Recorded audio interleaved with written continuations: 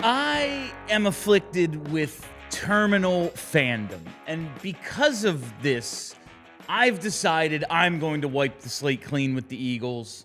I am optimistic about things that are going to happen. I was so mad at them, partially because of the Phils and just how we all kind of let it all come together and affect, oh yeah, I'm mad at the Phillies, so I'm mad at the Eagles too, and somehow the Sixers catch a stray because of it. I kind of let it all boil up into just being mad at all of the teams. But if they can just go out, take care of business against the Vikings, then win what should be a laugher of a revenge game against the Giants, we are talking 6-2, headed into the bye, and everything's okay. Everything is totally cool. All could be well in Philly in just a week or two. And you know what? I think they have earned a little bit of that leniency. This is the grace I am going to afford the Philadelphia Eagles for the dominant run they have been on.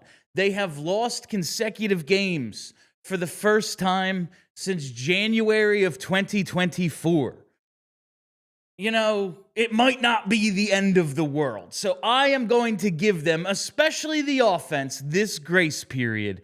And I'm going to believe Nick Sirianni is truly digging into whatever bag of leadership tricks he's got and finding answers to issues in both culture and scheme.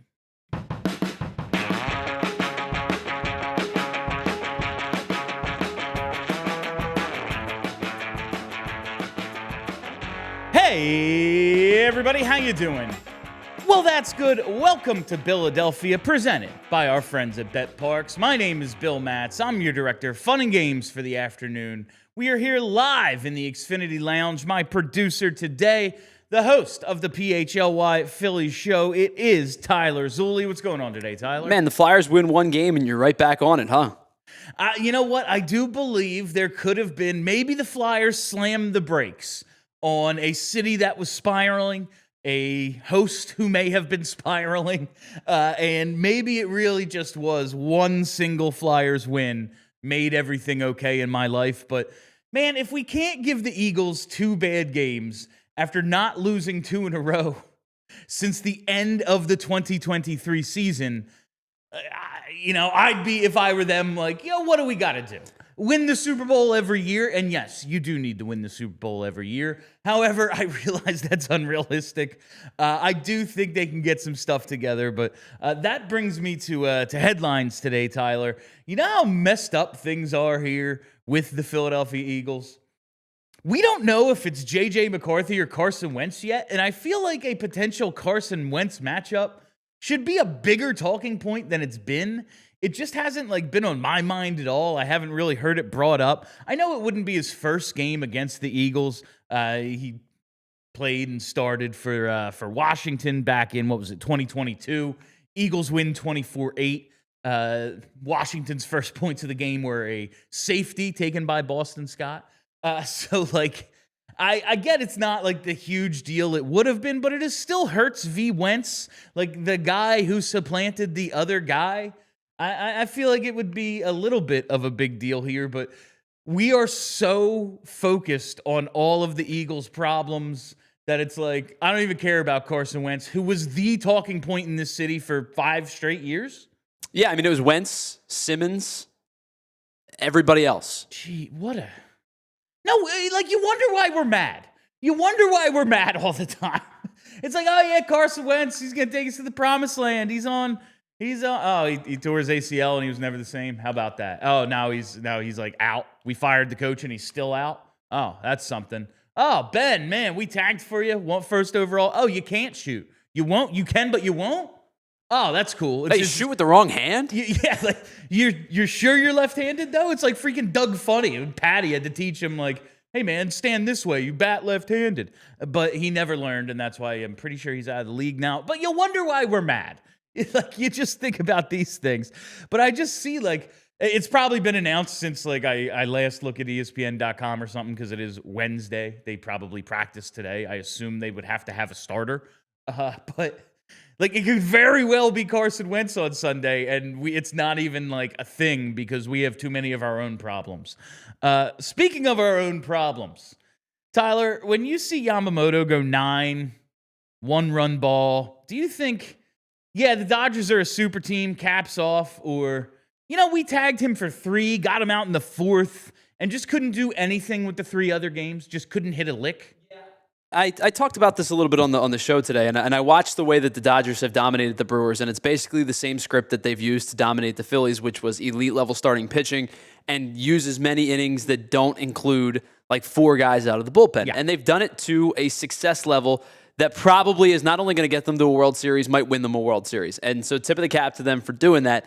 I think that there's a little bit in me that goes, yeah, okay, this is the Dodgers team that we expected to see all year that was hampered with injuries, that didn't really have a full tilt. Mookie Betts was terrible for the first 4 months of the season. It was a weird year for them, and they still won, 93 games or whatever it was? Yeah, just a down year of 93 And now wins. you're seeing a $400 million active payroll play like a $400 million active payroll, and their pitching's been incredible. So I watch what they've done against Milwaukee the last 2 nights, and I do feel a little better.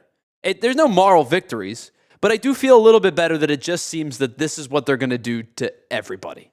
When they eventually, end the Brewers season and probably end the miracle year for the Mariners and they win their back-to-backs, I'll probably just be like, yeah, what are you going to do? They're a super team. Well, they were the heaviest favorites coming into the year. Like, if you would have said, hey, man, the Dodgers are going to repeat, there's nobody looking at you going, well, nobody's won in 25 years. But it's like, yeah, this is probably the team to do it. Yeah. They just didn't happen to have any health throughout most of the season. They're healthy now. And now they do have the, with the rest you get during the playoffs, with their just incredible stockpile of starting pitching, they are able to protect that bullpen a little bit, which we said going into the DS.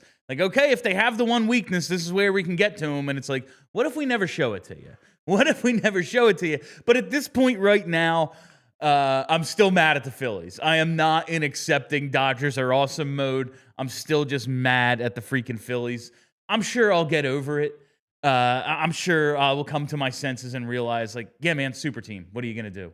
Sometimes you don't hit amazing pitching. But at the same time, I don't know. It's not as if we're the Mariners with the 18th ranked payroll.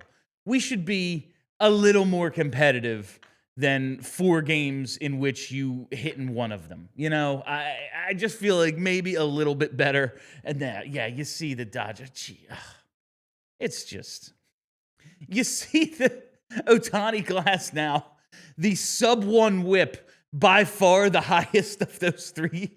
That's something. Yeah, All right. I mean, Blake Snell's gone on apparently he's never going to lose again run. He's been unbelievable.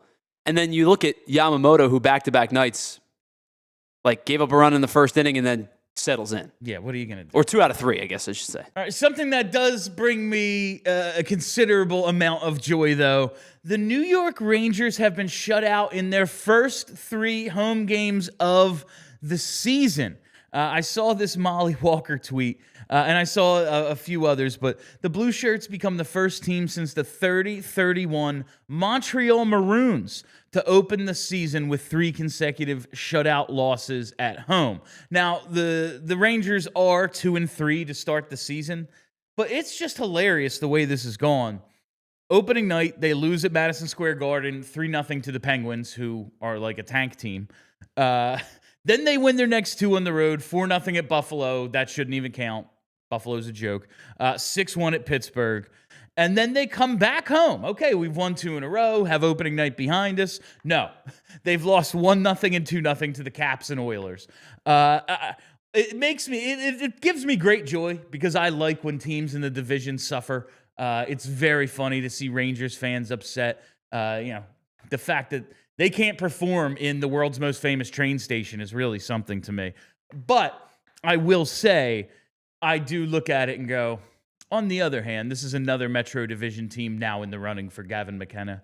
And that's really going to piss me off when he ends up with the Rangers, maybe even more so than the Penguins, because I'm already resigned to the Penguins. Like, oh, yeah, man. He went to Penn State to be closer to Pittsburgh. Every time that there's a generational talent available and Pittsburgh's on the downslide, they get him. Mario, Sid, whatever. Why wouldn't it be McKenna? But now if it's like, oh, yeah, and the Rangers are in the running too, after the Islanders just won the lottery from the 10 spot, that's going to upset me. But right now, in October, I really like watching the Rangers lose. All right, on the other side, we have to talk a little more NHL. It's going to be a social studies about a cool giveaway. We're going to talk some wrestling. We are once again not going to get to this People Are Strange story, Tyler. But now let's throw it to our first break. Whether your favorite team wins or not, there's always another way to win at the BetParx Online Casino and the BetParx Online Casino app. You got to check out brand new games like Fireblaze Sky Queen and Huff and More Puff. It's the only app I recommend to play all of your favorite casino classics. When I say all your favorite classics, I'm talking blackjack, I'm talking roulette, craps, poker, baccarat, and hot online slots like Cash Eruption, 88 Fortunes, and Cleopatra. They have slots based on your favorite streaming shows like Breaking Bad, Peaky Blinders, The Walking Dead, and nostalgic favorites like The Goonies as well. And if you're thinking, oh, this sounds like fun, well, now is the time to get in because new users get up to $1,000 casino bonus back if you're down in the first 24 hours. All you got to do is go to betparx.com and download the app right now to enjoy all the action and excitement from the casino at your fingertips. You must be 21 and in PA, Jersey, Maryland, or Michigan for BetParx. You love to play. You play to win. You bet. BetParx. Gambling problem? Call 1-800-GAMBLER. All right, if you're thinking about getting ready to watch a week's worth of hockey, basketball coming up just next week, you still have pro baseball. I know you probably don't want to watch it, but if you do, you have to get Xfinity because if you call yourself a baseball fan, you have to get Xfinity. It's the ultimate sports destination where you get all of the best games and your favorite teams all in one place. The way that you watch becomes next level. It becomes the perfect fan flex for you. You get all of the action right there in your living room, plus with incredible optics, plus sound enhanced with 4K. You don't have to leave your couch. You don't have to think about going and battling traffic. You can do it watching the game from the comfort of your home with the best seat in the house. And sometimes you can have 4 games going at once because why not? And on top of that, you get real-time notification and live stats updates right on your TV. It becomes the best seat in the house every time. So next game day, make sure that big fan in your life, maybe it's you, isn't a big fail by signing up with Xfinity. Restrictions do apply. Multi-view requires Xfinity 4K capable box. Learn more at Xfinity.com. Xfinity, imagine that. All right, welcome back. Listen, we did pretty good numbers yesterday, and I am happy with the way it went. Let's keep that rolling. If you're watching live right now, hit the like button. It helps with the algorithm or something. More than anything, it makes me feel good about myself. So hit that like button because why not? You're sitting here anyway. It takes like 1 second. All right, let's hit some social studies, Tyler, because I hate to have to give it to the Anaheim Ducks. I mean, they steal Cutter Gauthier. They steal the color orange. They're just a bunch of thieves, a bunch of Disney movie living off of a dream thieves, but they have a pretty freaking cool giveaway for their home opener. Every seat had a Ducks mask put on it, and beware the wrath of the masked crusaders is decent caption there, but these masks are cool as hell. They remind me of the old the Mighty Ducks cartoon. Yeah, Tyler probably doesn't even remember that because it was like when I was a little kid. Man, come on. Don't sell me short. You're like a few years younger than me. I don't remember. Show was I barely remember. Incredible. But it just kind of reminds me of those. I thought Wild Wing was the coolest thing ever. Like Wild Wing was amazing. Absolutely. Then he goes and sacrifices himself, and you're like, you're on the verge of tears. Come on, man. It's great. It's great stuff. But these masks are an awesome giveaway. I gotta say, especially for like a put on every seat, like you sit down and everyone's gonna have these on. I think it's a cooler version of like a whiteout. No disrespect to Tyler, I'm sure he very much loves the whiteout. Well, I don't want to talk about that school or that football team right now. Thanks though. But it's different. Like the Flyers always do. Like okay, the Orange Crush, everyone in the orange T-shirts for the playoffs, stuff like that. The mask is just kind of a little bit of a different thing, and it got me wondering what could we actually do that would be as cool as that. I got one tweet suggesting, 20,000 Gritty masks would be horrifying, but also really cool. I feel like we lean on Gritty too much now. I love Gritty. Do not get me wrong. I am a huge Gritty fan, big supporter since day one of Gritty. But like, is that our whole identity? I guess when you go this long being this irrelevant, you don't have an identity outside of like, growing up. I don't know. My favorite Phillies were Scott Rowland, Kurt Schilling, and the Philly Fanatic. Like Harry Callis is one of my top 5 favorite Phillies from the first 12 years of my life. Yeah, So I guess that is kind of our identity now. It's Gritty. Yeah, when your team's bad for a while, you kind of take on the persona of whatever gets you through, right? And Gritty came at a time where the Flyers were at a really low point. And I think, too, it helped that we all kind of went, what is this thing? And then national media picked it up and went, what is this thing? And we went, whoa, whoa, whoa, whoa. That's our thing. Oh, well, as soon as somebody else didn't like it, it's like, no. We get to hate on Gritty. You get nothing. You get to say nothing. And if you don't like it, that makes me love it. The chat for a while has been convinced that you are Gritty. Has anyone seen the stuff Gritty can do? I'm sitting here on the show yesterday going on and on about how I'm sweating my ass off 2 hours after walking up some stairs. Have we all seen the things Gritty can do? Gritty's one of the elite athletes in this city. Gritty might be one of the best athletes on the team, if not the whole city.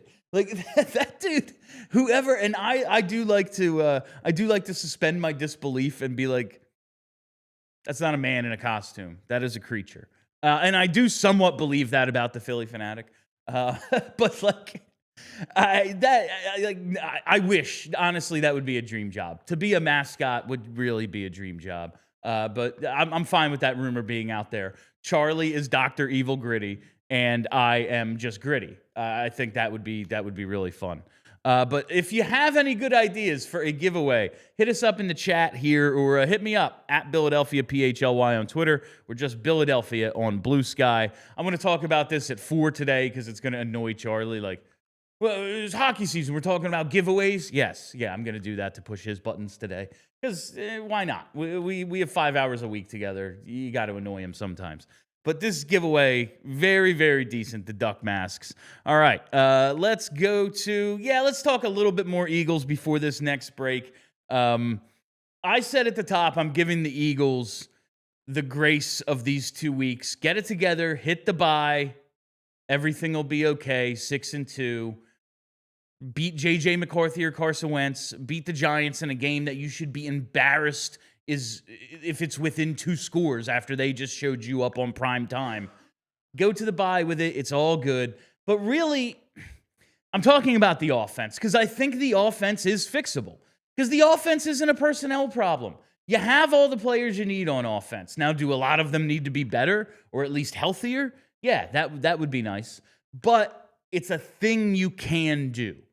The defense, however, Tyler, is, I think, a longer-term issue because I just don't know if you have the personnel. I don't know if you have another cornerback who can come in and not suck. I don't know if you have another edge rusher who can, like, get to the quarterback after the only one you had just up and quit. Like, this does kind of seem like we're going to need another draft, another free agency period. Listen, I guess they could make a trade, but, like, I don't know. Yeah, this just feels like the offense is going to have to cover for the defense, whereas last year, when the offense did hit its lulls, the defense was there to dominate. It has to be the other way around this year. Yeah, the depth on defense is paper thin. And I think we kind of expected that coming into the year because you did lose a lot of contributing depth, guys that could have been starters, guys that did become starters in other places. Your Josh Sweats, your Milton Williams, even Isaiah Rodgers. You lose Darius Slay. I mean, you lost a good chunk of guys that are either starters or really important rotational pieces, and you didn't have a whole lot of depth to begin with because some of your young guys were asked to step up. Now, it's not Nolan Smith's fault. He's hurt. He can't do anything about that. He's hurt. But he's banged up. Jalen Carter's banged up. Who else has been missing some time? Quinyon Mitchell missed time, and Cooper DeJean got banged up. Like, injuries and depth are kind of tied in tandem with this team right now, and defensively, they are very, very thin. And so they're relying upon, you saw the quote from Vic Fangio the other day. It was basically like, I guess we're going with Adoree Jackson. Yeah, like, I like when things circle back. Like, in like Adoree got banged up, so you could be like, he wasn't benched, he was hurt. But it's like, yeah, we tried like 3 different things, and now we're back to the thing that Sure. we initially. It was like, oh, it got worse. I guess we got to go back to what Plan A was, even though Plan A didn't work. Well, and I think this whole thing, we talked about this a couple weeks ago, this whole cornerback situation really hinged on, in my opinion, Keely Ringo not taking the job, because I think they gave him a lot of opportunities to win that second cornerback, that outside cornerback job, and he just didn't take them. And so you had to pivot and go get Adoree Jackson, and then you still, obviously, because you want Cooper DeJean in the slot, if you can keep him there, he's a really good hybrid type of player, and you don't want to end up maybe making 2 positions lesser. Not to say that he couldn't do it, but you would make your slot pretty barren. Yeah. And so I think that they are just a paper-thin defense right now who has battled with injuries. And you take away that physicality in the middle of the field. I don't think he'd be bad at it. I don't necessarily know if he'd be awesome. But, like, there's so much that you depend on Coop to do. Like, well, and with it takes it away. With Nakobe Dean coming back and starting to slowly get healthy, maybe you can think about, hey, let's get Jahad Campbell 10, 15 reps on the edge, right? You can maybe start to supplant him there. You are plugging and playing in different spots that you didn't expect. But that's just the nature of the NFL. They were relatively healthy all season last year. They had some really good injury luck last year. They're not this year. Yeah. And these things, like you said, they kind of tend to happen that way, especially after a lucky injury season. Like, you're crossing your fingers the following year. One last thing on this. I thought this kind of started as a joke, and now it's like, I don't know, maybe it's a possibility. Do you actually want to see Brandon Graham come back? Because honestly, the way he went out, coming back from the triceps injury, re-tearing it, winning the Super Bowl, being one of the few guys who've won 2 championships with this team. He's now 37 and a half years old. Again, coming off a twice torn triceps. He actually did play more snaps last year when he was healthy than I thought. But, like, he was really good last year. Does he actually solve any issues? The one thing I'll say about BG at this age is he's always been great at setting the edge in the run game. And they have been susceptible to backs getting to the outside. The thing, though, is, like, I need, like, you still need someone else. Brandon Graham isn't the answer here. He's depth. It's a fun thing if he's able to come back and do it. But, like, I don't see how that solves any problems. It's just like, well, he used to work here. Yeah, I mean, I think that this is one of those situations where you are grasping at straws. You're asking for a guy who's been retired and now working with us to come back onto the field. And I don't want to ruin Bo's show either, man. Well, yeah, I think selfishly we want to keep him here, but I think that it's. Are they thinking about it? We joked about it a couple weeks ago. Now it might be a serious thing that they're considering, right? They may give him a call and say, "Hey, are you interested?" I don't know what he has left to give. I don't know if he has any interest. But they are really strapped at the D-line position right now. They don't have a lot of pass rushers because, as you brought up, right, Nolan Smith's been hurt, and Zadarius Smith decided he didn't feel like playing anymore.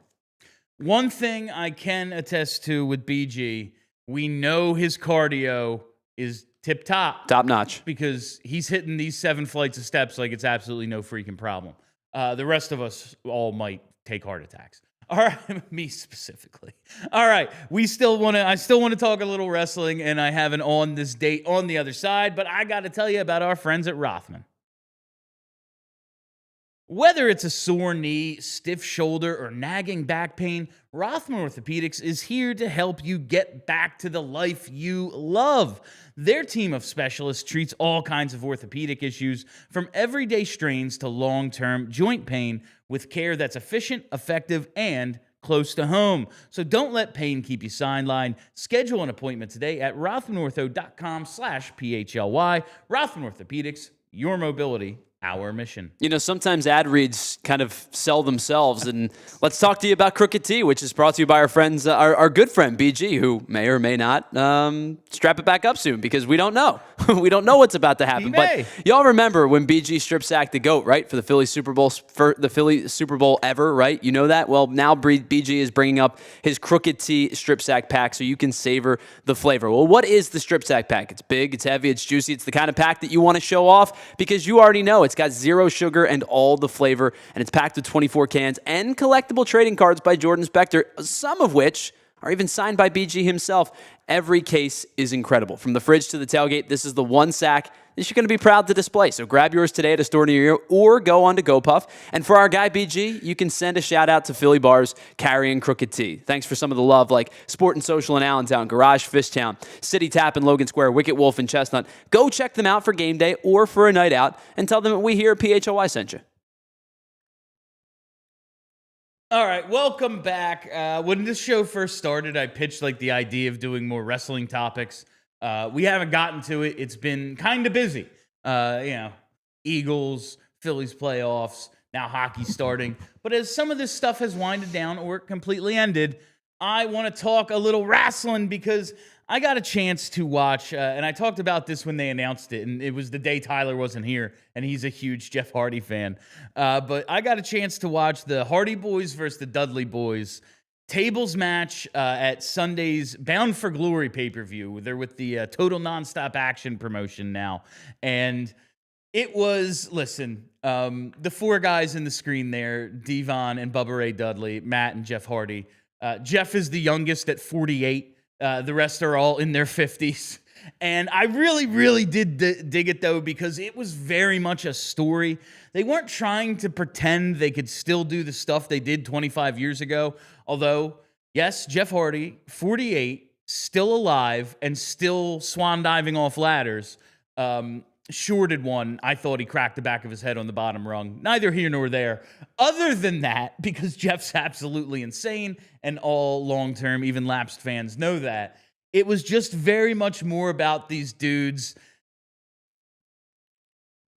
appreciating their careers together and giving the fans one last look at these two legendary teams in a match that they did 25 years ago at Madison Square Garden in the Royal Rumble 2000. They had one last table match. It ends. The Hardys win.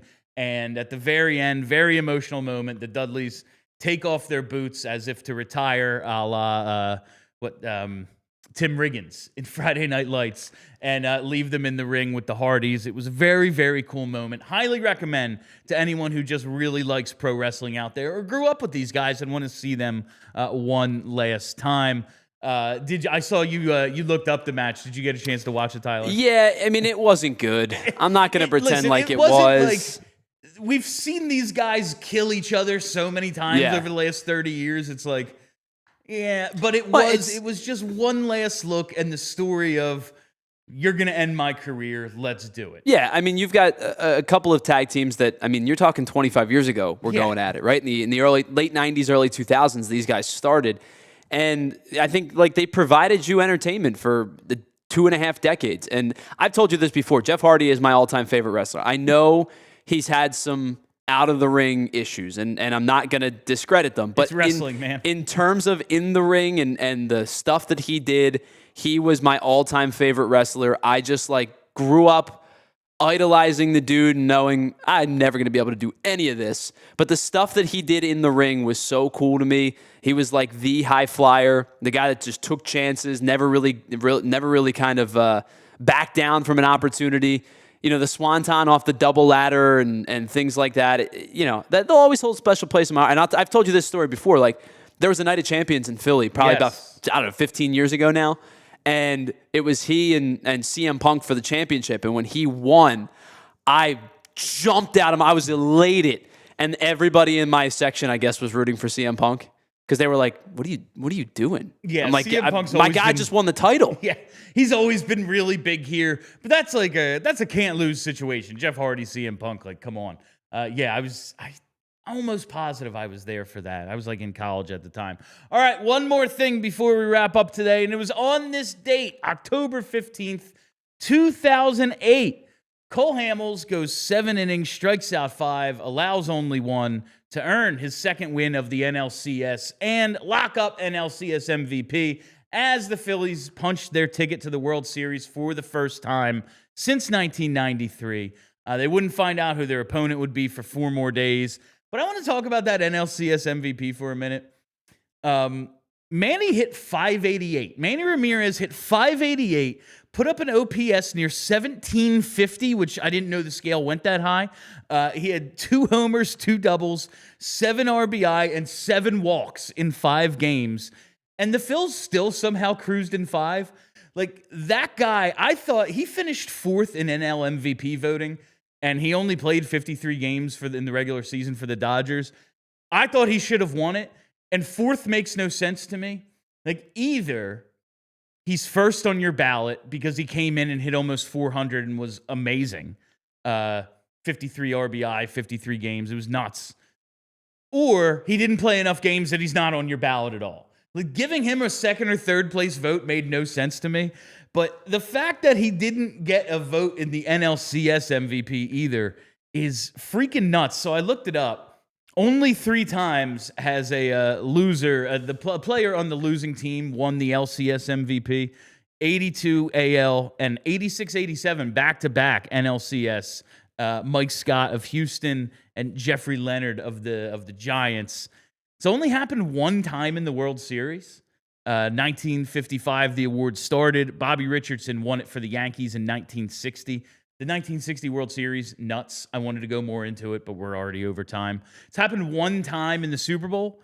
Super Bowl 5, Cowboys linebacker Chuck Howley won MVP in a 16-13 loss to the Baltimore Colts. He's the only Super Bowl MVP to lose the game. And Jerry West, the very first NBA Finals MVP ever, was a loser, and it hasn't happened since 1969. It happens all the time. Not all the time, but pretty regularly in hockey. But the caveat is, in hockey, the Conn Smythe Trophy is the playoff MVP. So Connor McDavid did it a couple years ago because he went nuts. Like, his playoff scoring was wild. We've seen it a couple times with the Flyers. Reggie Leach led 76 in goal scoring. So even though they got swept, he won. Hextall takes him to 7 against the Oilers. He wins it. J.S. Jaguar, that awesome 7-game series, Ducks Devils, he wins it. It happens all the time there, but I couldn't think of any other times, and like, yeah, it makes sense because it hasn't happened since the 80s. Yeah, I mean, it makes sense as to, like, more times than not, yeah, you're going to find a player who's been that guy, right? And I think the reason behind the Manny thing was they lost 4 out of 5, right? So that's probably the reason as to why the Phillies cruised. That always makes it more impressive to me. No, the he was guy incredible. hit 588. And you won 1 game. And they won 1 Yeah. game. Well, One other dude had to get a hit, and nobody did. I mean, you were in place to at least win a second, and then Yes. you end up losing on the Matt Stairs home run, which turns the tides a little bit. But I think you look at the rest of that Dodgers lineup, and the Phillies did a pretty good job in that 2008 NLCS with basically everybody else. And Cole Hamels wins the 2 games. Makes sense as to why he wins it, but like, sure, yeah, I'm looking at some of the other batting averages. Loney was good, but like, they had 5 or 6 guys hit under 300. Kemp was pretty good, but I mean, overall, they did a really nice job with most of that lineup. It basically seems like they either gave up an extra base hit or walked Manny, and then got everybody else out. Mm-hmm. Pretty much is how that series went.